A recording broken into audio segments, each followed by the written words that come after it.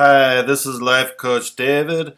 Thanks for listening to the Law of Attraction podcast. Sorry for the delay in this particular podcast, but I've been super busy with clients and just been so busy. But here I am, and I can be found at lifecoachdavid.com. And if you want some wonderful Law of Attraction coaching, maybe you want to find out how to attract what you want. Maybe you want to find out how to be really happy and stay that way, because that's so important from a vibrational point of view. You know, we always want to do our best to stay at the highest vibration possible so we can attract high vibration circumstances and experiences. Or maybe you're going through a hard time and just want help getting through it in the best way possible. Whatever the reason, I'm here for you, and contact me, and I always offer a free mini phone coaching session. So it doesn't matter where you live. Most of my coaching is done over the phone. And today we're going to continue with Excuse Me, Your Life is Waiting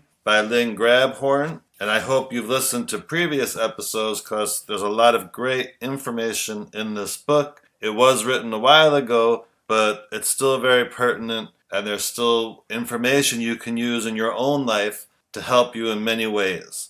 And the chapter we're starting today is called Our Mirror, the Globe. It's not right versus wrong or good versus evil. It's closed valve versus open valve, connected versus disconnected, happy versus unhappy. The meanest and greediest people in the world are those who really want to feel good, but don't know how. They're living in a living hell with no idea how to get out, or even the awareness that they have that option. One thing is for sure, our hate against them, no matter what they may have done or are doing, is only going to make matters worse for everybody. But how can we go off and live happily ever after, knowing that so many abhorrent activities are going on all over the world? How can we allow injustices to continue? How can we be happy when there is so much suffering? How can we turn our backs as if we didn't care?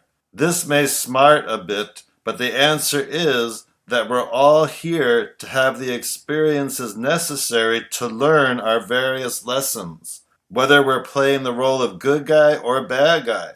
And injustice of any kind is always a lesson for both sides. Somehow, some way, no matter what the devastation or loss may be to our brothers and sisters around the world, it's imperative we come to accept that ugly co-creations are happening everywhere for individuals to learn whatever is necessary for them to learn, all having to do with how they're flowing energy. As appalling as their circumstances may seem to us, if we join in their pain, we are reinforcing that pain along with the circumstances that caused it. Not to mention that we're setting ourselves up for some highly unpleasant stuff of our own, because like vibration attracts like vibration. You can be feeling how lousy it is that we allow people to starve, and just that closing of your valve could be setting you up for a car accident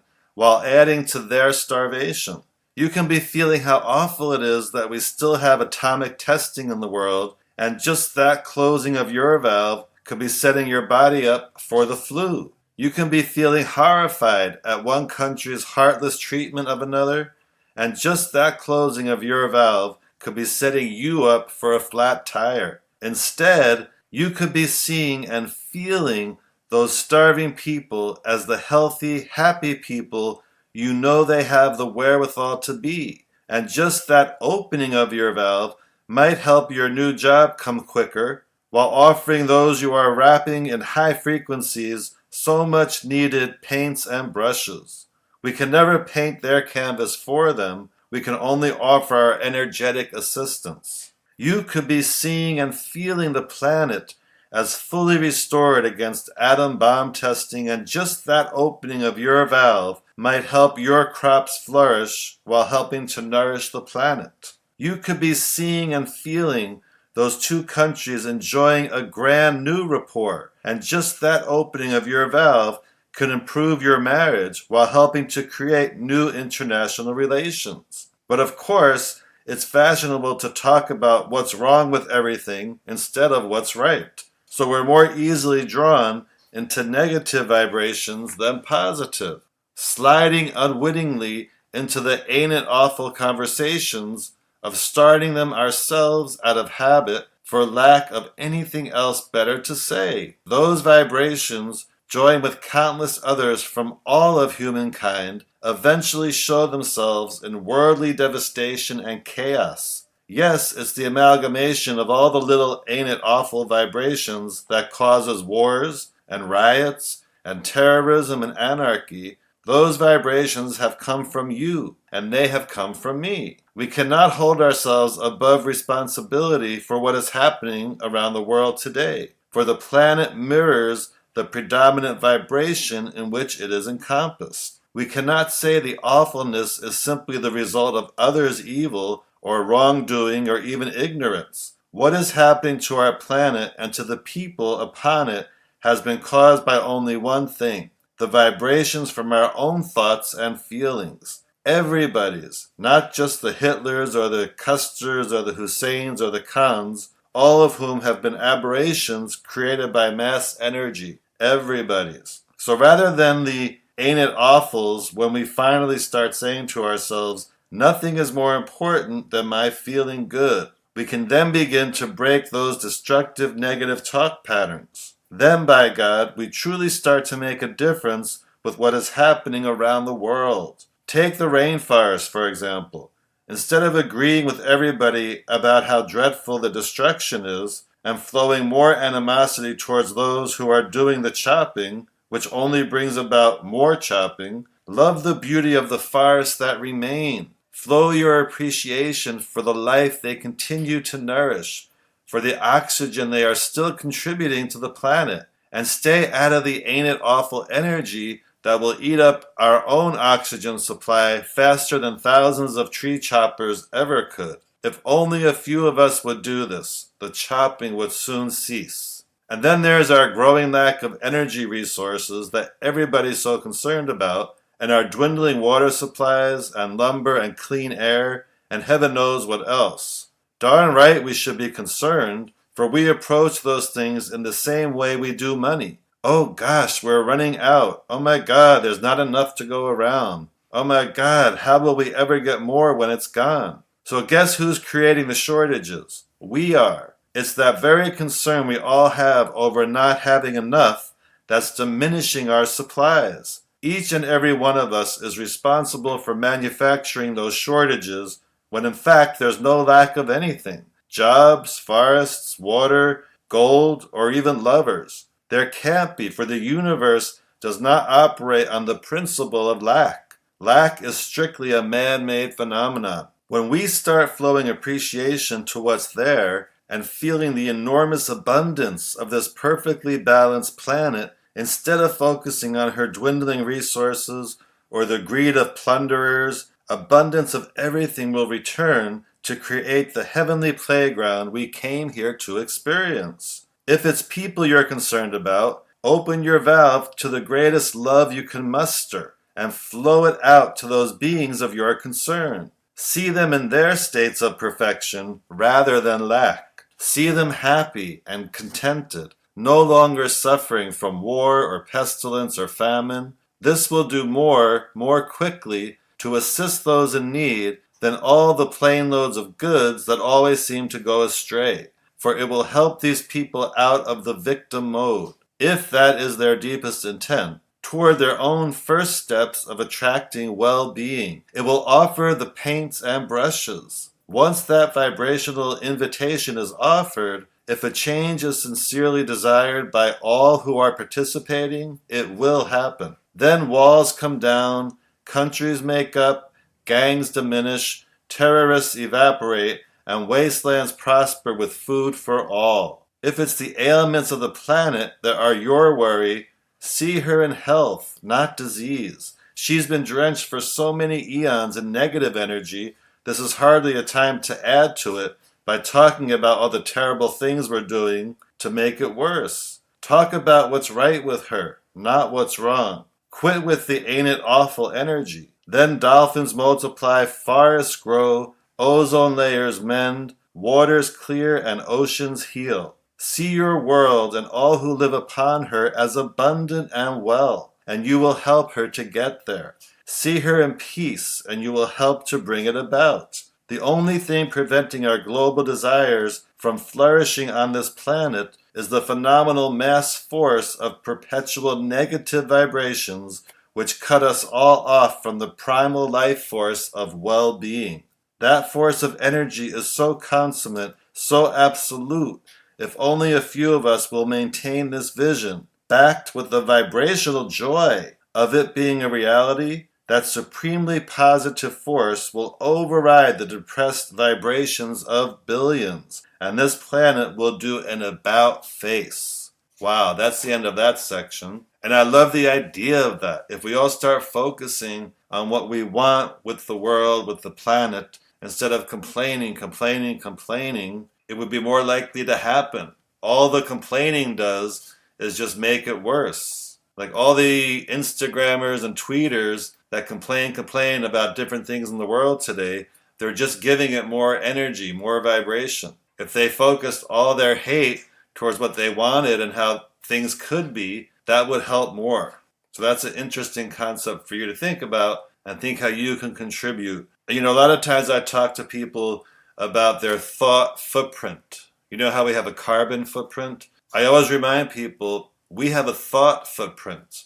So all the thoughts you're thinking leave a trail. You know, are you leaving a negative trail or a positive trail? And that's always a choice. It's always up to you. So the next section is called It's Everywhere, It's What You Are. Actually, the majority of the world is quite well off. Just take a look at your coworkers, your neighbors, your school friends, your club associates. Most haven't been mugged on the streets recently. Most have acceptable jobs and homes. Most are sufficiently healthy, and if you look closely enough, you'll probably even find some who could be classified as moderately happy. It's the same in nearly every country in the world. We have a glut of statistics to tell us otherwise, fearful figures of doom, fed to us daily by our media to keep us nervously focused and tuned into how horrible conditions are around the world. Like, X% of the world economies are collapsing. X% of the world population already has God knows what and is growing by X% monthly. X% of teens are having abortions and committing suicide. X% of kids have guns in school. X% of new diseases can't be cured. X% of purple-eyed males will lose their tans before marriage. It's awful. Everything's dreadful. Forget the damn statistics. They're simply a result of a bunch of us flowing fearful energy to what we're seeing and hearing. If you don't want to be another statistic, forget about them. As long as you're into feel-good energy, no economy, no bug, or gun, or flood, or plane is going to down you. Not unless you send out the vibrational invitation. There's just no getting away from it. The overwhelming balance of power on this planet is on the side of well-being, because that is the natural, omnipotent state of all that is, including you and me. As ugly as it is, the suffering we see and hear about is an infinitesimal part of the whole of well-being, simply the magnetic results of someone or some group vibrationally disallowing the wellness that could be theirs if they only knew how to switch to the well-being channel. The message is clear. Close our valve to anything, and we close it across the board. Close that valve of well-being to anything, from starving kids to vanishing species, and we shut out consummate well-being in every aspect of our lives. Or close it off because you're tired of standing in line. Close it off because they delivered the wrong pizza. Or close it off because your ancestors lost their lives in the Holocaust. It doesn't matter. Closing it off is closing it off, automatically shutting out everything that comes with that higher energy, from abundance to health to uncommon happiness. Truly, is one stupid annoyance or some ancient lifelong resentment really worth such gargantuan privation? In the midst of a divorce or losing a loved one or some tragedy to you or to others, You're going to feel bad, of course, but make a decision to feel bad for only a short time. Then say to yourself, that's enough.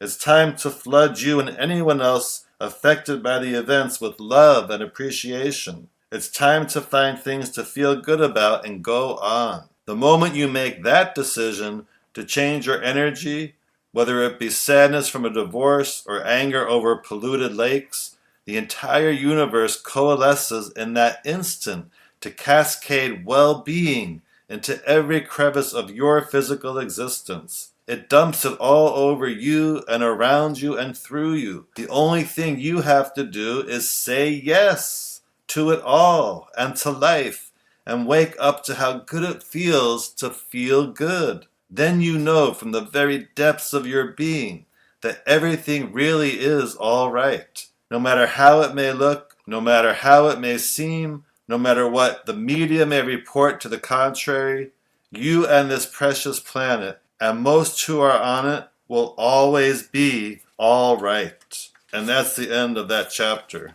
Wow, that was pretty powerful. And again, some of that may be hard to hear, that, we're responsible for what goes on not only with us, but with the planet based on how we're feeling. But if you take all of us, that's a lot of vibration going out every day. So, just do your part. Do your best to feel good, feel as good as you can, put out a higher vibration than you've been doing. And that's going to help not only you, but the world. Because all that high vibration, if we all did that, it would make a huge improvement. So thanks for listening to the podcast today. And I want to thank you for being brave enough to think about all these ideas and perhaps even experience some of them for yourself, which I hope you are. If you want some wonderful law of attraction coaching for yourself, you can contact me through lifecoachdavid.com.